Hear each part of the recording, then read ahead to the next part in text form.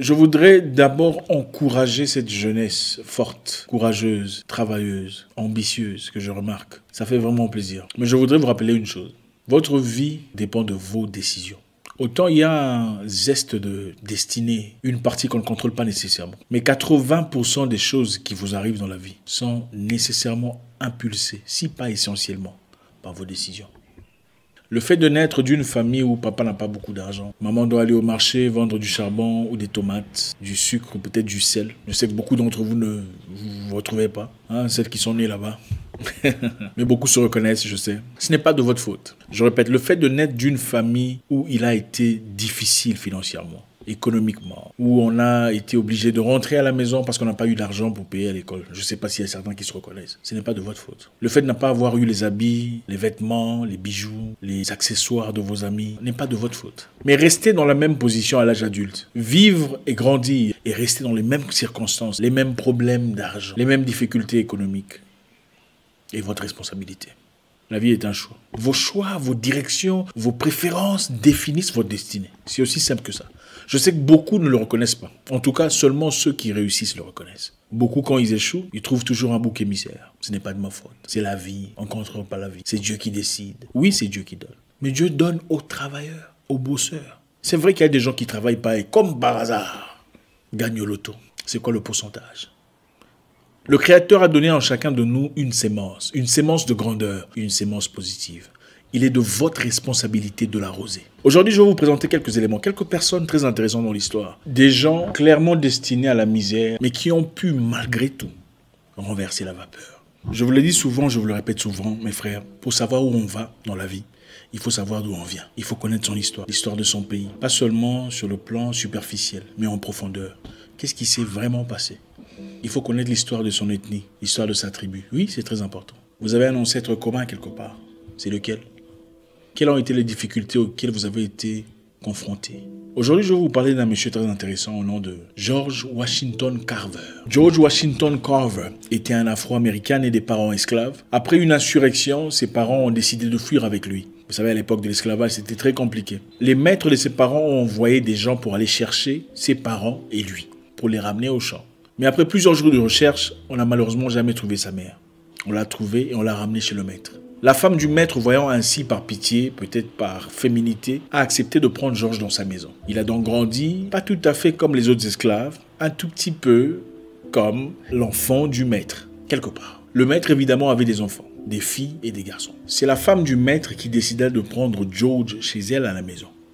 Malgré son mari. Son mari ne voulait pas. Il était catégorique. Il ne voulait pas de ce petit chez lui à la maison. Mais la femme, certainement par féminité, c'est grâce à elle que le petit a grandi à la maison. Pas nécessairement au même niveau que ses enfants, mais a eu certains avantages, certaines opportunités. Petit de taille, George ne pouvait malheureusement pas travailler comme les autres esclaves. Il n'était pas assez fort. Donc improductif. Il fallait trouver un moyen de le rendre productif ou utile à leur petite société.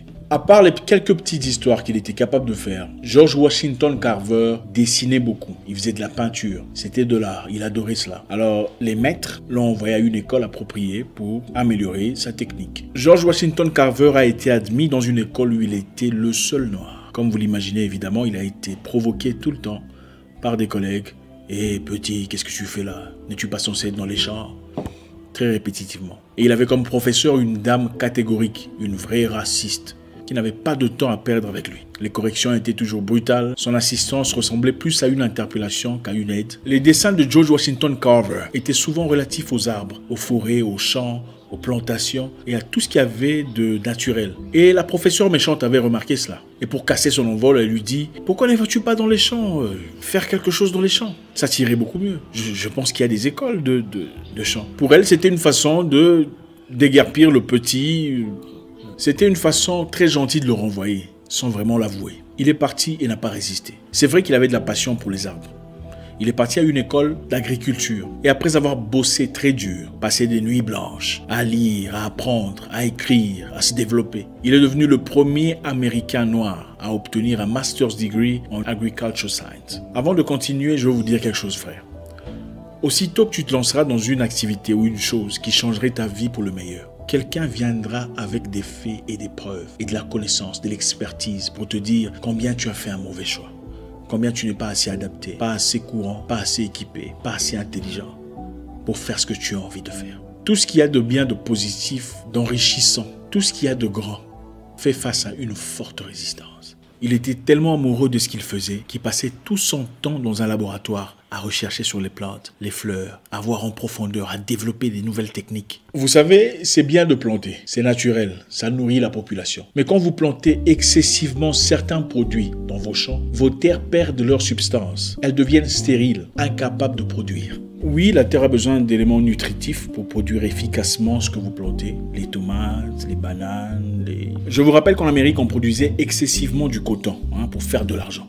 Et en 1915, pendant un moment très difficile, George Washington Carver a été invité par Booker T. Washington pour aller aider les fermiers noirs à développer leurs champs. Après avoir excessivement travaillé leurs terres en produisant du coton, les terres des fermiers noirs avaient perdu toute substance, y compris de nitrogène, ou nitrogène je crois en français. Donc George Washington Carver, le gars intelligent, le fils d'esclave, le gars dont on se moquait à l'école, a développé des techniques sur comment planter des arachides ou des cacahuètes, ça dépend comment vous appelez ça, pour remplir les terres des nitrogènes ou nitrogène afin de redévelopper la culture. Donc on ne pouvait pas planter toute l'année les mêmes histoires, il a varié, il a créé une nouvelle technique adaptée aux fermiers noirs pour une bonne productivité. À la même époque, il y a eu une infestation brutale d'insectes dans les champs qui tuait complètement le coton. Et lui a développé une technique à travers des mélanges d'huile pour complètement éradiquer ces insectes ou les décourager à infester le champ. Comme évidemment à l'époque, la loi de la propriété intellectuelle n'était pas applicable à tout le monde, il a été obligé de rendre publique son invention ou sa technique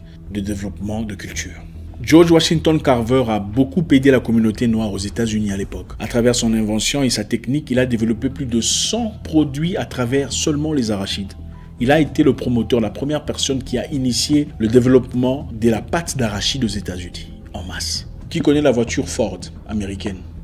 Grosse voiture, gros moteur. Un Ford était inventé par Henry Ford, la première voiture produite en masse aux États-Unis. La Ford a aussi, à l'époque, pendant qu'on cherchait encore de moyens de combustion, donc on essayait de voir qu'est-ce qu'il faut utiliser. Est-ce que carburant, on doit utiliser le pétrole, donc l'essence, ou autre chose. Ford de départ a aussi utilisé la biofuel, biocarburant, carburant à travers les plantes. Et qui a créé ce système de carburant à travers les plantes pour Ford? George Washington Carver. Il a joué un rôle très important au développement de Ford, les premières voitures Ford à l'époque. Et Henry Ford, c'était un voleur, comme beaucoup d'ailleurs, mais avait beaucoup de respect pour George Washington Carver. Il l'a invité dans beaucoup d'événements, il a ouvertement montré le niveau d'appréciation qu'il avait pour lui. À Tuskegee, George Washington Carver a aidé beaucoup de Noirs à développer leurs fermes. Il a joué un rôle très important à la libération financière et économique de beaucoup de fermiers noirs. Mais il avait une voix plutôt délicate, une voix très efféminée. Il parlait un peu, si pas beaucoup, comme une femme. Écoutez sa voix. C'est sa réelle voix. To make of peanuts is in the treatment of the after effects of infantile paralysis. George Washington Carver ne s'est jamais approché des femmes. Et cela dérangeait beaucoup de personnes. Les gens étaient curieux. Comment est-ce que ces messieurs qui travaillent beaucoup, qui est aussi intelligent, aussi réussi, n'a pas de femmes autour de lui, ne s'intéresse pas aux femmes? Alors ça a attiré l'attention de tout le monde. Et beaucoup de gens pensaient qu'il était... Et ça posait beaucoup de questions. Beaucoup s'en moquaient, beaucoup en faisaient toute une histoire. Alors pourquoi n'était-il pas intéressé par les femmes? Pourquoi n'y avait-il pas des femmes autour de lui pour un monsieur si réussi? Une idée? En réalité, George Washington Carver, quand il était tout petit, à la mort de ses parents, le maître, le monsieur, avait refusé de le prendre. Il a dit qu'il le prendrait en une seule condition, de l'avoir comme un animal. À l'époque, voyez-vous, les Blancs américains avaient très peur de Noirs. Je ne sais pas si ça a beaucoup changé. On avait créé une image négative d'un monstre, agresseur, une personne qui se forcerait sur quoi que ce soit, surtout leurs femmes. Et il fallait nécessairement qu'il soit pour entrer dans cette maison. Le maître avait peur pour ses enfants, pour ses filles. Il ne voulait pas d'un petit noir ayant toutes ses facultés. Voilà pourquoi il était tel qu'il était. Voilà un homme qui, malgré toutes ses difficultés, tous ses soubresauts et revers, a pu surmonter tout ce qu'il avait comme affront. On le célébrera 60 ans plus tard. C'est comme ça qu'on fait là-bas. Tu meurs d'abord, On ne dit rien sur toi. 60 ans, 50 ans, 100 ans après, alors là, on parle de toi. Voilà. Henry Ford est connu comme le premier producteur en masse des voitures aux États-Unis. Mais avant lui, il y avait Peterson Car Company, une entreprise danoise dont personne ne parle. Que personne ne vous dise que vous êtes incapable ou que vous n'avez pas d'histoire, ou que les soubresauts et les difficultés auxquelles vous êtes confrontés vont nécessairement vous limiter. Absolument pas. Peterson Company était une entreprise emphatique déjà avant Henry Ford. Et leur production, leur voiture, comparée à la Ford, la première, était de meilleure qualité. Peterson Car Company était déjà une entreprise emphatique avant la Ford. Écoutez, la vie n'a pas de formule exacte. Beaucoup d'Afro ont produit beaucoup de choses importantes, ont seulement été victimes d'usurpation. Prenons Ray Lee Jones par exemple. Ray Lee Jones était un esclave. Il a travaillé dur dans sa vie. Il a traversé des moments très compliqués. Né des parents esclaves. Au départ, c'était un coiffeur. Ensuite devenu conducteur de cheval. Après, devenu propriétaire de train. Railroad. Esclave, coiffeur, conducteur de cheval ou cavalier, propriétaire de railroad. Quel parcours! C'est ça l'entrepreneuriat. Esclave, coiffeur, cavalier, propriétaire de railroad. Il faut avoir le courage de ne pas vous limiter par vos circonstances, par les difficultés que vous traversez, par la peine que vous vivez. Chaque histoire vient dans notre vie pour une raison bien précise. Mais qu'aucune difficulté ne vous déroute ou ne vous décourage, du moment que vous êtes certain de ce que vous faites. Mon message est très simple, chers frères. Peu importe d'où vous venez, de quelle ville ou village vous êtes, si vous êtes déterminé, vous avez une idée claire, une direction claire, des idées claires, restez concentré sur vos objectifs. Écoutez, certaines personnes naissent avec des avantages, ça c'est clair. Mais la vie de personne n'est écrite du début à la fin. Personne. Vous avez le stylo de votre vie. C'est vous qui écrivez votre propre destinée. C'est vous qui écrivez votre propre histoire à travers vos choix, à travers votre direction, à travers votre détermination. J'espère qu'on a appris quelque chose aujourd'hui. En tout cas, ça fait toujours plaisir de partager avec vous. On ne pourra malheureusement pas rajouter, on ne peut malheureusement pas condenser dans cette petite vidéo. Laissez un commentaire, dans l'amour toujours. Il faut demander aux voisins comment ça va. Faites du réseautage sur place. Là. On ne sait jamais dans la vie. Vous pouvez rencontrer un partenaire de vie, un partenaire de travail ou quoi que ce soit, on ne sait pas. Eh bien, j'espère vous parler encore très bientôt dans une nouvelle vidéo. Au revoir.